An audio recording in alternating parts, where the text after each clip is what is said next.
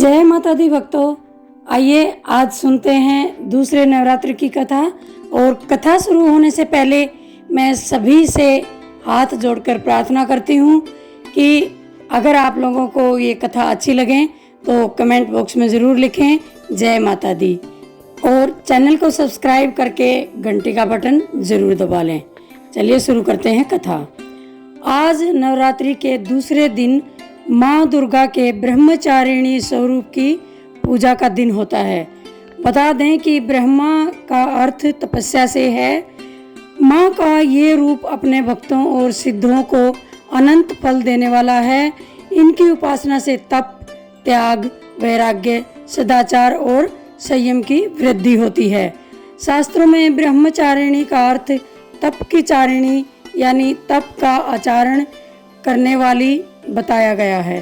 देवी का यह रूप पूर्ण ज्योतिर्मय और अत्यंत भव्य है। इस देवी के दाएं हाथ में जप की माला है और बाएं हाथ में यह कमंडल धारण किए हुए है। चलिए जानते हैं इनके कथा के बारे में। मान्यता है कि पूर्व जन्म में इस देवी ने हिमालय के घर पुत्री रूप में जन्म लिया था और नारद जी के उपदेश से भगवान शंकर को पति रूप में प्राप्त करने के लिए घोर तपस्या की थी। इस कठिन तपस्या के कारण ही इन्हें तपचारिणी अर्थात ब्रह्मचारिणी नाम से अभिहित किया गया। 1000 वर्ष तक इन्होंने केवल फल फूल खाकर बिताए और 100 वर्षों तक केवल जमीन पर रहकर साग पर निर्वाह किया। कुछ दिनों तक कठिन उपवास रखे और खुले आकाश के नीचे वर्षा और धूप के घोर कष्ट सहे। 3000 वर्षों तक टूटे हुए बिल्व पत्र खाए और भगवान शंकर की आराधना करती रही। इसके बाद तो उन्होंने सूखे बिल्व पत्र खाना भी छोड़ दिया। कई हजार वर्षों तक निर्जल और निराहार रहकर तपस्या करती रही।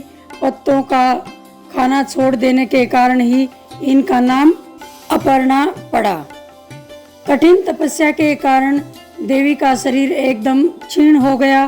देवता, ऋषि, सिद्धगण, मुनि सभी ने ब्रह्मचारिणी की तपस्या को अभूतपूर्व पुण्य कृत बताया, सराहना की और कहा, हे देवी, आज तक किसी ने इस तरह की कठोर तपस्या नहीं की।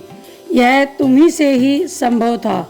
तुम्हारी मनोकामना परिपूर्ण होगी और भगवान चंद्रमौली शिव जी तुम्हें पति रूप में प्राप्त होंगे।